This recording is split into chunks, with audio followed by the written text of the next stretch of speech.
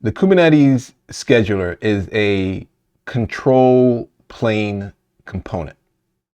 It does not create pods. It does not run containers.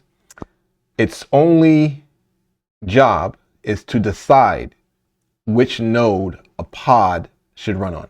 Its only job is to decide which node a pod should run on. So think of the scheduler as a type of matchmaker, right? Pod says, well, here's what I need. And the node says, well, here's what I have. And the scheduler is able to find the best fit. Also, it's important to note that the scheduler only looks at pods with no node name. Basically, every pod object has a field called node name. It's actually under spec, which is short for specification.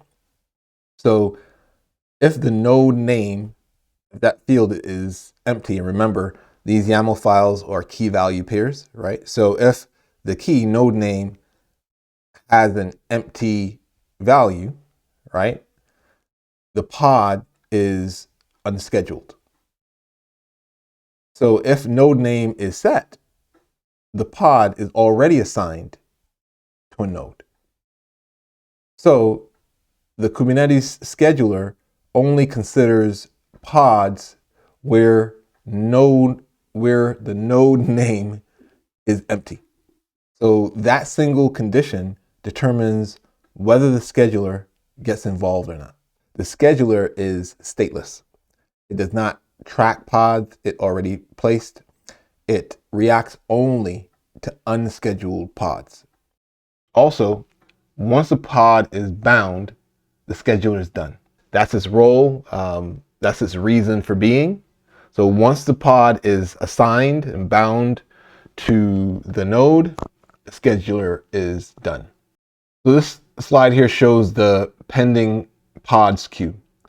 So the pod queue includes pod A, pod B, and pod C, and they're waiting for assignment.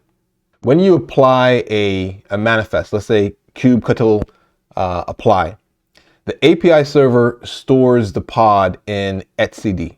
So pod status at this point equals pending. The scheduler watches the API server, not etcd directly, right? So the scheduler is watching the API server. And why that matters is because Kubernetes is event driven. So basically on an event happening, then the scheduler will move. There's no global planning going on here, right? Each pod is scheduled independently. This is why Kubernetes scales so well. This is representing a node resource snapshot. So you have node 1, node 2, and node 3, and they're showing all of them having their resources, right? CPU, memory, disk. What the scheduler actually evaluates is allocatable CPU and memory. So bottom line, if that CPU or memory is being used, how helpful is that to put a pod on something that doesn't have enough CPU, doesn't have enough memory on it? So the scheduler is looking at allocatable CPU and memory. The scheduler is also evaluating pod resource requests, right? Not the limits, but the requests. The scheduler uses a cached snapshot, not live metrics. This keeps scheduling fast and deterministic. This gets into the scheduling process, and this is like phase 1. First, there is filtering. So it's filtering out unsuitable nodes and looking for eligible nodes. The scheduler is going to ask, can this pod run on this node at all? Right? Remember going back to those resources and the other things. After the scheduler has looked at these things, does it pass or fail? So if it passed, then that becomes a node that the pod can go on. If it fails, then we don't use that node. If 0 nodes pass, the pod will stay in a pending state, and you'll see failed scheduling events. Now this is phase 2, the scoring. Basically, there's a rank and score of the nodes. Scheduler is asking, among the valid nodes, which is best? So remember before it was just checking to see even if it qualifies, right? Once it found nodes that qualified, then it goes among the valid nodes, which is best? So common scoring might be the least requested resource, or a balance of CPU and memory. Pod spreading, these are things that you're looking for. Affinity preferences, topology awareness. So those help the scheduler make the decision on what's considered a best or better node for your pod. The best node is the one with the highest score. Now this shows the pod assignment decision. You have a pod going to the selected node. So what happens here is the scheduler selects one node. It writes a binding object via the API server. So now the specification of that pod now includes a node name.